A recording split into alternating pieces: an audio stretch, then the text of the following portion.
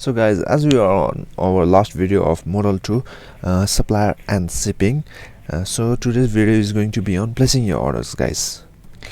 So guys, how you can place your order is by confirming how many units you will be needing.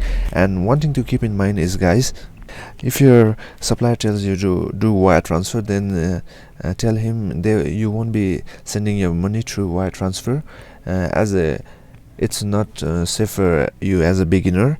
The only payment method you want to choose is from trade insurance or through PayPal, guys.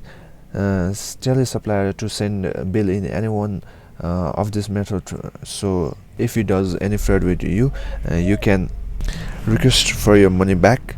So guys, I recommend you choosing any one of this method from trade assurance or either Alibaba if you are complete beginner, guys.